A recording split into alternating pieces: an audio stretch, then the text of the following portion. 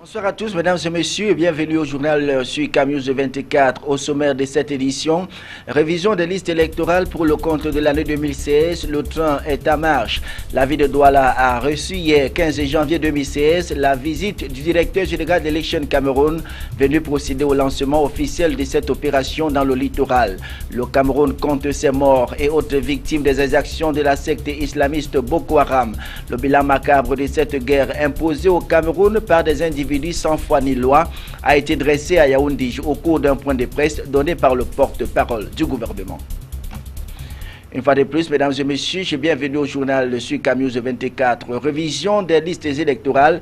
Le département du Vouri marque des points positifs. Celui-ci compte déjà plus de 1000 électeurs inscrits depuis le début de l'opération le 4 janvier dernier. La révélation a été faite hier, vendredi 15 janvier 2016, par le directeur général d'Election Cameroun, Abdoulaye Babale, venu à Douala procéder au lancement officiel de l'opération de révision des listes électorales pour le compte de l'année 2016 dans la région du littoral. L'occasion a été choisie par le directeur général de l'ECAM pour galvaniser cette troupe afin d'atteindre le résultat escompté au soir du 31 août 2016, à savoir inscrire le maximum d'électeurs et faire mieux qu'en 2015. Reportage. C'est ici au carrefour de Koti, dans l'arrondissement de Douala 3e, qu'Abdoulaye Babale et toute sa suite ont été accueillis par les responsables régionaux d'Election Cameroun. Une fois sur les lieux, le directeur général de l'ECAM a pu apprécier le dispositif mis en place pour sensibiliser et inscrire le plus grand nombre d'électeurs. En parcourant les différents postes d'inscription, il a pu toucher du doigt les contours de cette opération qui draine déjà des foules, ici à Douala. Il y a un des arrondissements, parmi les 6 arrondissements de Douala, un depuis ce matin jusqu'à maintenant a enregistré 36 électeurs. Et celui qui a le moins inscrit en a inscrit 22. Cela signifie qu'à Douala, dans l'ensemble, puisque nous avons réuni tous les 6 arrondissements de la capitale économique de notre pays, à Douala, maintenant, la population a bien compris l'intérêt de s'inscrire pour jouir pleinement de ses droits civiques et procéder au choix, le moment venu, soit des conseillers municipaux, soit des députés à l'Assemblée nationale, soit des sénateurs pour ceux qui en ont la possibilité, soit du président de la République, chef de l'État.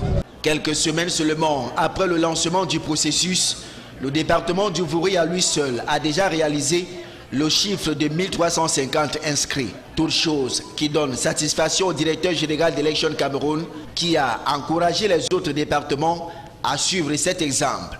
Ceci afin que l'opération de révision des listes électorales porte de fruits dans le littoral en cette année 2016. Mot d'ordre pour 2016, responsabilité, disponibilité, mobilisation du niveau de l'ECAM, incitation des citoyens à s'inscrire pour des élections libres, transparentes, crédibles. C'est dans l'espoir de voir le littoral faire mieux qu'en 2015 qu'Abdoulaye Babale a quitté le site qu'il a accueilli en cette matinée du 15 janvier 2016. Célébration du cinquantenaire de la fête de la jeunesse, les activités iront du 4 au 11 février 2016. Une série d'activités assorties de plusieurs innovations, faut-il le rappeler. Au plan régional, la première réunion préparatoire à cet événement a donc eu lieu cette semaine à Douala, sous la présidence du secrétaire général des services du gouverneur de la région du littoral. Le compte rendu, Éric Ticheux et Benoît Dokmo. Désormais appelée Fête de la Jeunesse au lieu de Fête nationale de la jeunesse, cette 50e édition va se célébrer sous fond d'innovation. L'on note entre autres la décentralisation des activités avec en bonne place le défilé dans les chefs-lieux d'arrondissement, la conception du logo de la jeunesse, la construction du monument du cinquantenaire dans les localités, la caravane, la création d'un hymne pour la jeunesse ainsi que l'institution du pagne.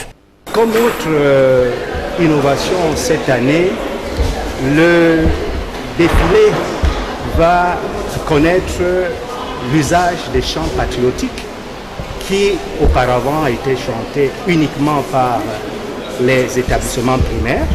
Et cette année, sur instruction de M. le ministre de la Jeunesse et de l'Éducation civique, les établissements secondaires aussi chanteront les chants patriotiques.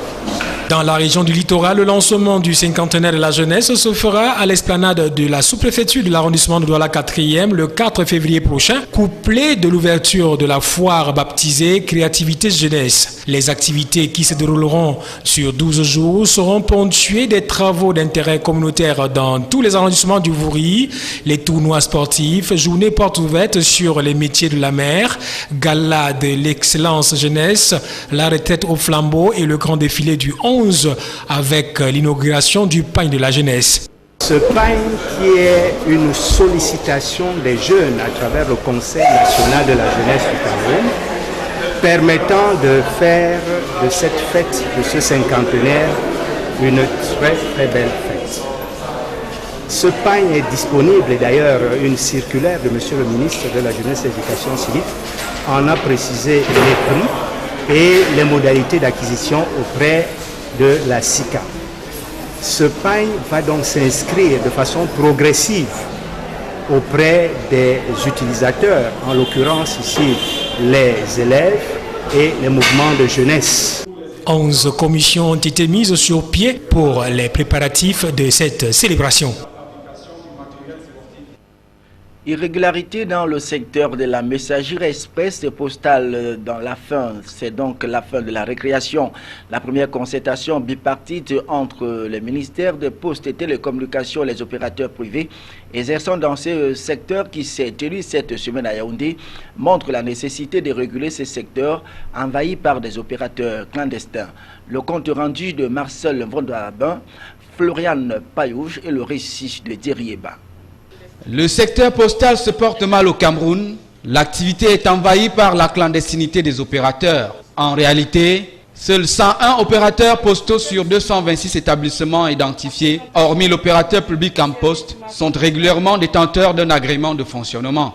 Les autres traînent encore le pas. Résultat, 13 détiennent des autorisations provisoires, 32 doivent se signaler pour effectuer le paiement de la caution exigible, 23 ont fait l'objet de visites sur site, 14 ont abandonné la procédure, 9 sont en contentieux, 6 dossiers sont incomplets et 4 sont en attente de visite sur site. La première concertation organisée ce mercredi à Yaoundé, à l'initiative de Minette Libom Liken, la ministre des Postes et Télécommunications en faveur des opérateurs postaux privés vise à mutualiser la réflexion sur la mission du régulateur qu'est l'État afin de construire un segment économique viable pour les investisseurs dans ce secteur. Il s'agit surtout de développer un partenariat entre le public et le privé pour améliorer la contribution du secteur postal au développement socio-économique du Cameroun.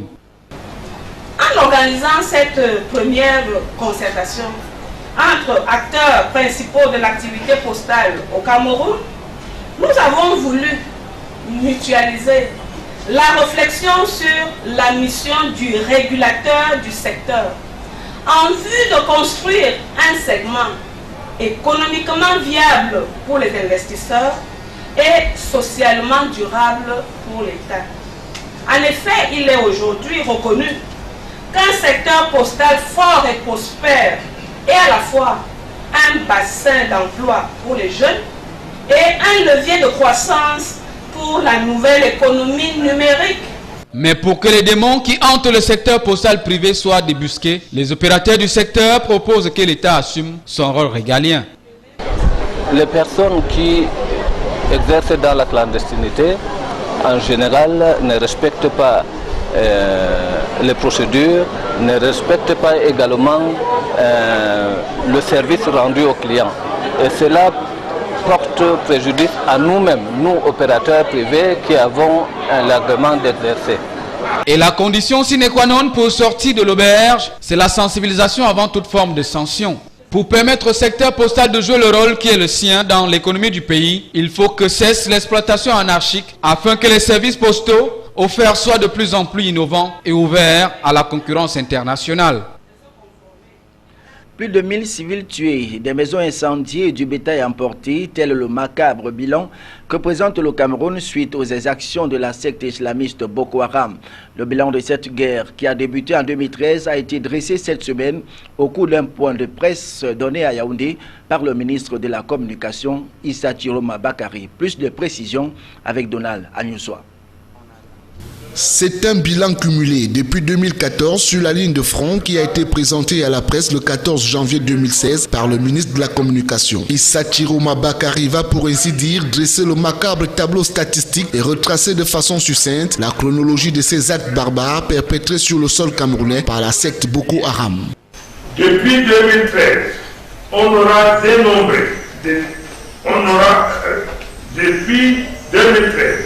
on aura dénombré dans la région de l'extrême nord du Cameroun 315 incursions des terroristes Boko Haram, 12 accidents sur mine et 32 attentats suicides du fait de ces mêmes criminels.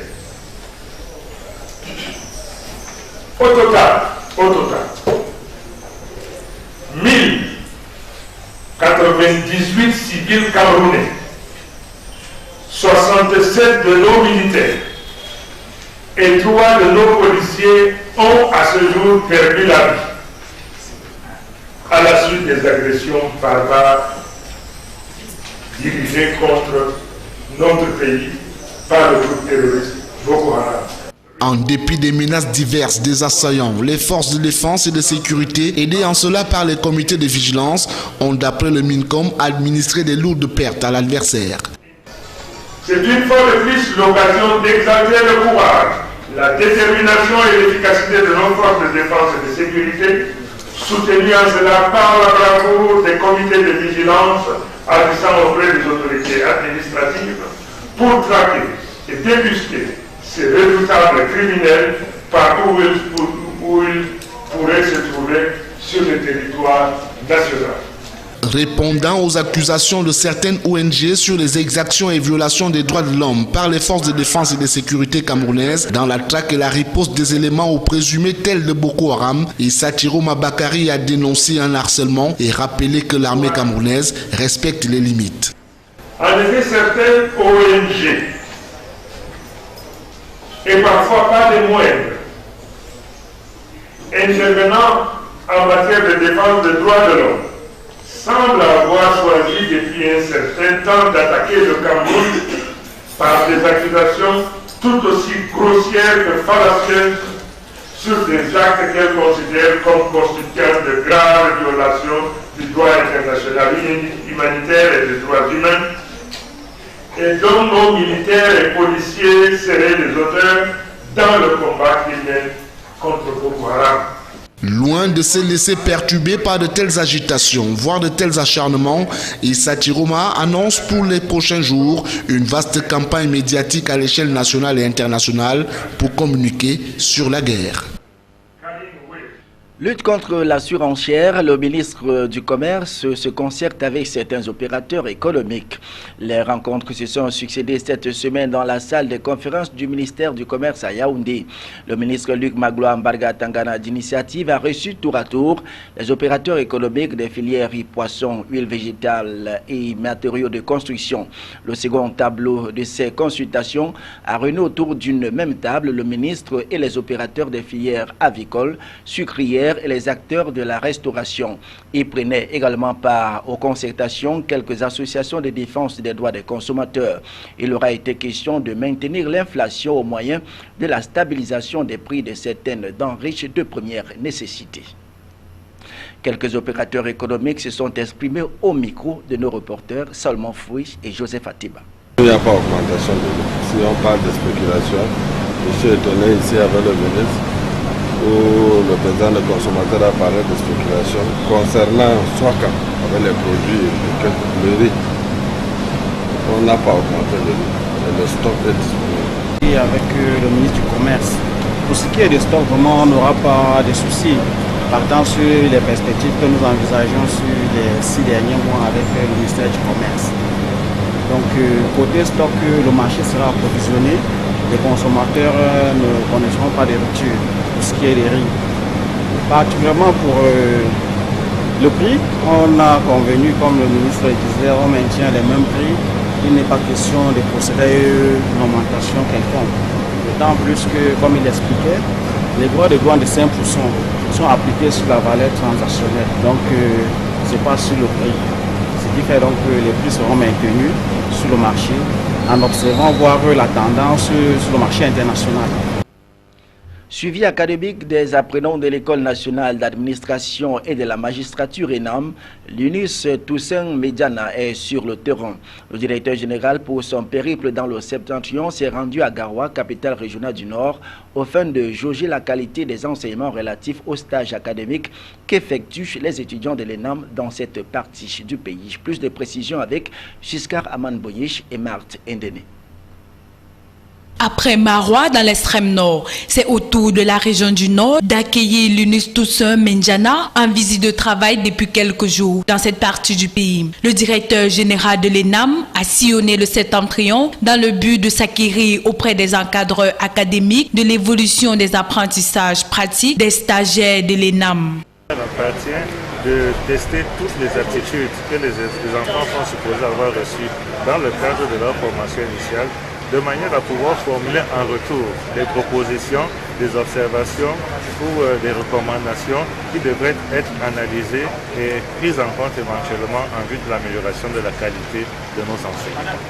Au cours des travaux de Garoua, dirigés par le numéro 1 de la région, est né dans l'administration. L'on va inculquer à ces futurs cadres de l'administration le savoir-vivre et le savoir-faire. Et au gouverneur du Nord d'ajouter que l'adaptation dans la vie est une école de la vie. Aussi va-t-il exhorter les stagiaires à respecter tout le monde, quel que soit le rang social. Un comportement qui, sans faille, augure réussite et ascension professionnelle. À la suite de ces conseils, des exposés sur la gestion domaniale et foncières ont été faites afin de préparer ces responsables de demain à prendre en compte les problèmes des populations à la matière. Le rôle de l'école est de préparer les responsables qui seront amenés à prendre en charge demain les questions auxquelles les populations sont quotidiennement confrontées. Alors, le paradigme sur lequel on repose, c'est davantage la professionnalisation des enseignements pour mieux les préparer au métier de la fonction publique en fonction de certaines spécialités, notamment celles que l'on rencontre dans les administrations techniques comme la gestion domaniale et foncière. L'autre étape importante de cette visite qui s'achève aura été l'arrêt à l'assaut des cotons et cette réunion inscrite dans le cadre du partenariat entre l'ENAM et la société à capitaux publics. En sport, un report des championnats professionnels nationaux. Les entraîneurs se prononcent sur la question. L'un d'eux, Jean-Baptiste Bissek, rencontré par nos reporters, apprécie l'initiative de la Ligue de football professionnel du Cameroun et donne les raisons qui justifient sa position. Michel Ateba et Josué Ngongan l'ont rencontré pour nous.